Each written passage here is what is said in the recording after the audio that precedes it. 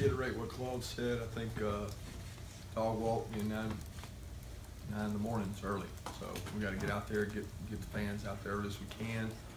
We need a great turnout for this game. Our players need your support. We need a great environment. We're looking forward to that with homecoming. Any chance you get to get back, I think it's awesome to get back. We're playing a very well-coached Vanderbilt team.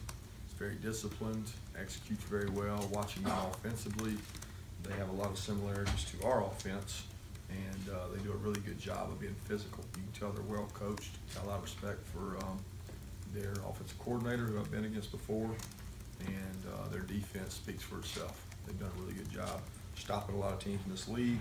They play really hard, and they do a great job there. So I think Coach Mason is one of the best defensive minds in all of college football, and he has done a really good job with their defense. So the challenges are definitely in front of us, and we got started a little bit on that stuff yesterday, and that will continue today.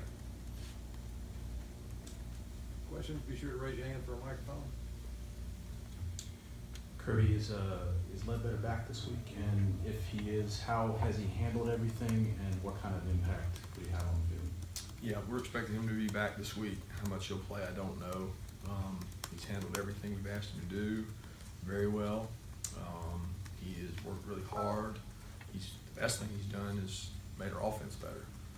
Being over there, competing against them, I think of the 6 weeks he's been over there, I think he got Scout Team Player of the Week 3 or 4 times. So it wasn't like he was just over there on a knee. He was taking a lot of reps. He was disruptive to them on the scout team in order to give us all these looks of the hard players we've been having to block. He's been the guy that would go in there and play those positions. So we're excited to have him back. We'll work him into the rotation. How much he'll play will depend on how he practices this week. And he was told that, so we're looking forward to getting him back.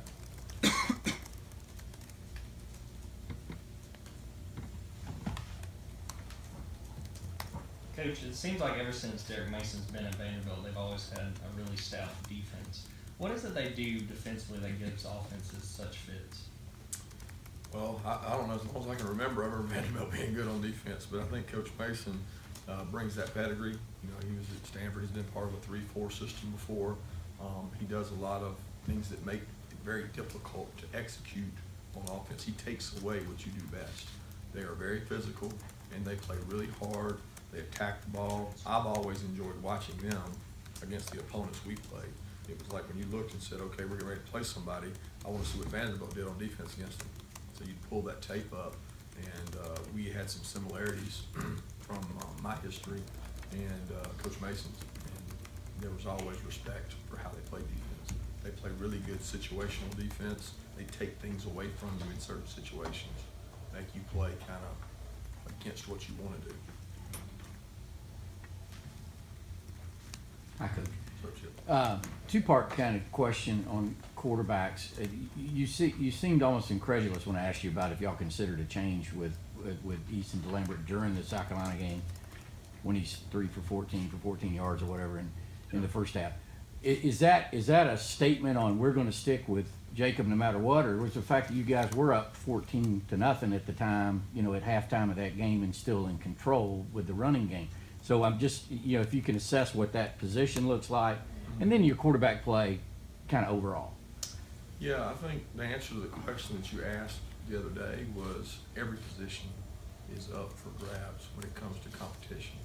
That's true at quarterback. I think Jacob understands that and respects that day to day, you've got to go out and earn your position. You've got to do that week to week.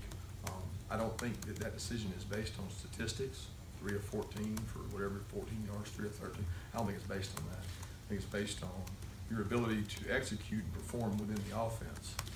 Right? Sometimes outside circumstances affect statistics, whether it's drop balls, whether it's poor breakdowns in protection, whether it's tip balls. There's a lot of things that affect that. So that position will be evaluated just like every position will be. But you asked if we considered changing during the game. We did not. You mentioned on Sunday you'd like to see more pressure with forming in fronts, guys getting after it that way. Is Jonathan coming back somebody that can provide, maybe even jumpstart that, give you that option? I think he helps. You know, I think he's worked really hard at that part of his game. He, again, I've talked all year about the 260 to 290 range. really 250 to 290. We have nobody in that range. So we have really big, or we have outside backers. Jonathan falls in that mold. He's a guy that can play three technique if he has to. He can play outside if he needs to. He's played outside backer before. He just does a lot of things. He's more in the mold of David Marshall, just a year older, and so it gives us some more flexibility there.